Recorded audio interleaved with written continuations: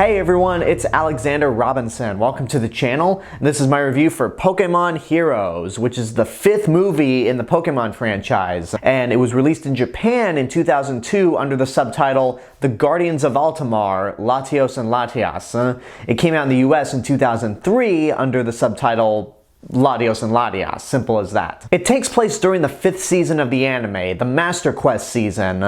Ashe, Misty, and Brock decide to take a vacation away from the mainland of Johto to an island city called Altamar, which is basically Pokemon Venice. Soon, Ashe finds himself entangled in a plot involving the legendary Pokemon Latios and Latias from the Hoenn region. In this movie, they're the guardians of the city Altamar, and they also protect the Soul Dew, which was used to pretty much power this giant weapon to defend the city.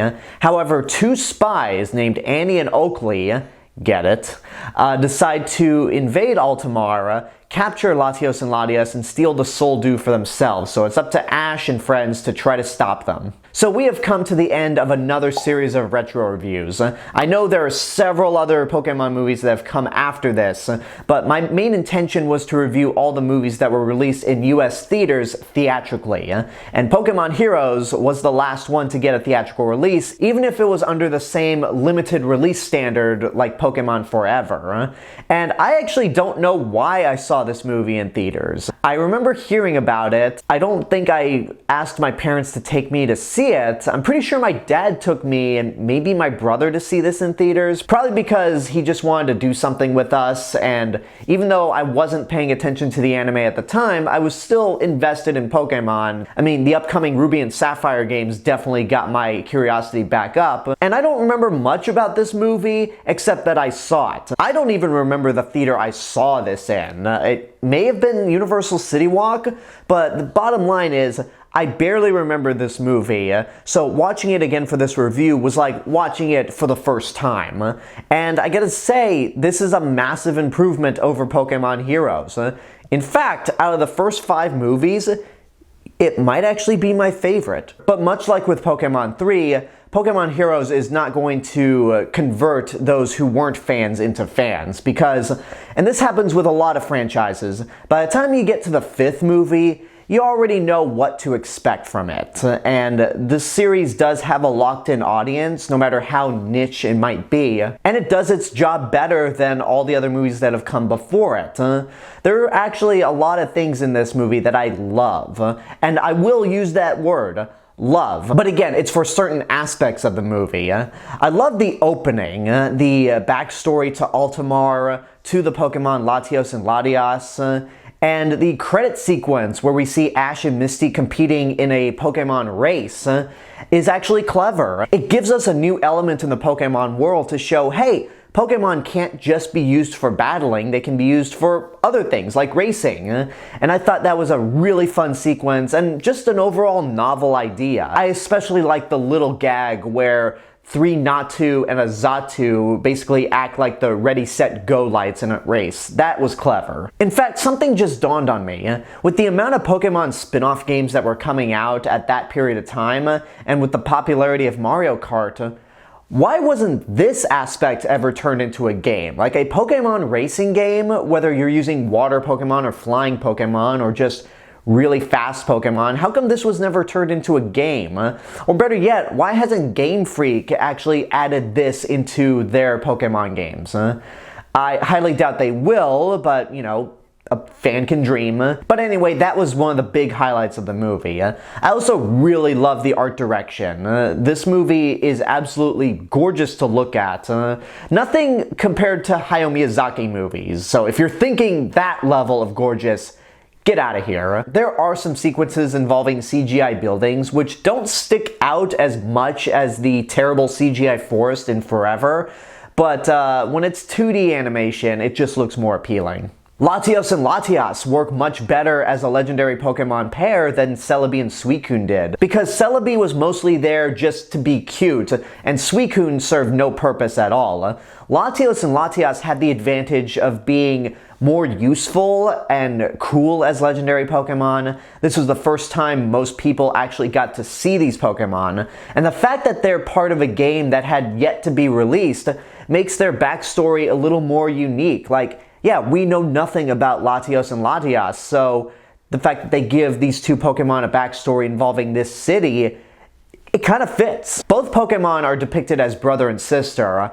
Latios is certainly the more mature one and the one that looks after his little sister, and Latias is the one that's more curious and young at heart. Although it does get a little weird at points whenever we see Latias in her human form crushing on Ashe consistently, especially when we get to the end of the movie, but I'll touch upon that a little later. Shinji Miyazaki's score is also great.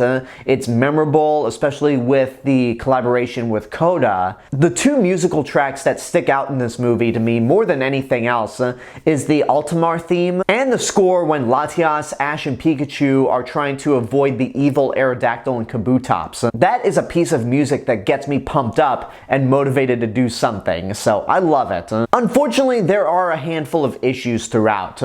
I think Annie and Oakley don't make particularly interesting villains. I mean, when they start off, I think they're pretty cool. They blend into the environment more than other villains tend to. I like a few aspects of them being spies, but when we get to the second half and Oakley decides to go mad with power, it becomes a little generic, and Annie's pretty much just watching her in this giant machine trying to control Aerodactyl and Kabutops and just wipe out all the water in Altamar. That's when the villains actually started to lose me. And speaking of villains, Team Rocket, if you thought they were useless in the third movie, they are friggin' useless in this one. And by that, I mean they don't interact with anyone in this movie. They don't interact with Annie and Oakley. They don't interact with Ashe, Misty, and Brock. So it really makes you wonder, more than the previous films, why are they here? Why are they here outside of being the bumbling Team Rocket that we know and love? I mean, it's fun to see them be incompetent every now and then, but considering they interact with nobody else in this movie, you could have cut them out and nobody would have even noticed. And speaking of Misty and Brock, these two characters are unfortunately sidelined again, and this time I found it to be a little more irritating than in Pokemon Forever. In this movie, there are so many moments where Ashe is separated from them, and the big climax, Misty and Brock are trapped in the hotel room as Ashe and Latias and Pikachu head to the museum. So the only contribution they even give is sending out Crobat, Politoed, and Corsola to help Ashe out. And even then, those three Pokemon flat out disappear when Ashe, Latias, and Pikachu make it to the museum. And then Misty and Brock show up out of nowhere and go, "Hey Ashe, we're here!" I'm like, oh, glad he could join us after everything's been nearly resolved. So that was really frustrating, especially considering that this is the last movie to feature the original trio together. Then as for the ending of the movie, when Ashe is given that painting of him and Pikachu by Latias or Bianca, and then gets a kiss, the movie tries to play out as if we're supposed to be wondering who this is, because there's a shot of Bianca's art room with her hat just hanging on her canvas, and then we see a hand taking a painting. So by the time we get to that kiss and Misty and Brock are wondering, was that Bianca or Latias? It doesn't work because the movie has previously established that when Latias is in her human form as Bianca, she doesn't make a sound. She is mute throughout her entirety of being a human, and Bianca has shown no interest in Ashe in a romantic sense. So the ending doesn't work if it's trying to have the audience interpret the ending. It's not the same effect as in Blade Runner, where you're not sure if Rick Deckard is either a replicant or not, or in Inception, whether Leonardo DiCaprio's Cobb is in the real world or in the dream world. It doesn't work. Also, just as a brief side note, I don't believe for a second that Brock would be jealous over Ashe being kissed by a Pokemon disguised as a human, because Brock has shown to have a sixth sense when it comes to telling the differences between all the Nurse Joys and Officer Jennies. He has a filter in knowing when a woman is of age or whether they're underage. It's a weird moment that I don't think makes any sense for Brock's character. So regardless of those criticisms, I actually enjoyed this movie quite a bit. It does have its issues. It's still very much a Pokemon movie, and it's not going to appeal to anybody outside the fandom. But for what it is, it's a lot of fun. I felt like more effort was put into this movie than the last one. And I give the movie props for actually talking about death in a sense. Coming off the heels of the major cop-out ending in Pokemon Forever, where Celebi dies, and then all the Celebis from across time come out of nowhere to revive him, you might be watching this movie going, okay, Latios dies, how does he come back? Well, that's the thing. Latios dies, and he stays dead. Latios gives his life to save Altamar, much to the heartbreak of Bianca, Latios, and the rest of the characters. And the moment that got to me, not where I was crying, but where I actually felt something, is when Latias and Latios do sight sharing for the last time, and Latias pretty much shows all the characters what Latios sees as he just goes up into space, and then there's a blackout and a new Soul Dew is made.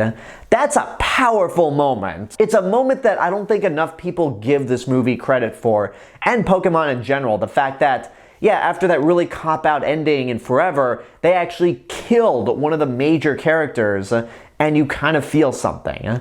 So, for all that, I'm actually going to say this movie is good, but it's not great. Again, with the 5th movie, and it being a Pokemon movie at that, it's either your thing or it's not. If you're not into Pokemon, this is not going to be for you at all. So for that crowd, I say watch at your own risk. But for anyone else, if you're into Pokemon, then it's a real treat. I actually found myself enjoying this movie a lot more than I remembered it back in the day. And there you go, that's my review for Pokemon Heroes, and that actually concludes this series of retro reviews. Because not only was this the last Pokemon movie to be released in theaters up until Detective Pikachu, but it's also the last movie in terms of my era of Pokemon when it comes to the anime. It was the last one to feature the original trio. It was the last one in what is known as the original series. So I think this would be the best time to end things. Will I review the other Pokemon movies in the future? If there's enough demand for it, yeah, why not? I don't see any issue with reviewing the other movies, but if I do, I'm probably going to review them by, series. Like, all the Hoenn movies, I review one year. Then all the Sinnoh movies, I review the other year. All the Unova movies, the other year. So, you get the point. And now that Ash's journey has officially come to an end, now would be the best time for me to actually go through the entire anime and possibly do a review for each era of the anime show as well. So I don't know when that'll happen. I can't make any promises that it'll happen soon, but it is definitely one thing I want to check off on my bucket list when it comes to YouTube reviews. But for right now, I'm going to take a break from retro reviews. The next series of retro reviews that I have planned will come out in May, and I am terrified beyond belief because it is a series that I have complained about on multiple occasions. I fear rewatching these movies, but since there's a new movie based on this established property, I felt like I might as well get this out of the way. You probably know what that series is. If you follow me on social media, and if you saw my live stream when it came to plans for this year, you know what I'm going to be reviewing, but that's not going to happen for another month. So thank you guys again for watching this series of retro reviews. I hope you enjoyed them, and now I want to know what you guys think about Pokemon Heroes. If you've seen it, what did you think? Whatever the case may be, let me know in the comments below. Don't forget to like the video, subscribe to the channel, and hit the bell button to get notifications. You can also follow me on Facebook, Twitter, Instagram, Letterboxd. I'll see you guys in the next video, but until then, have a good day and take care of yourselves.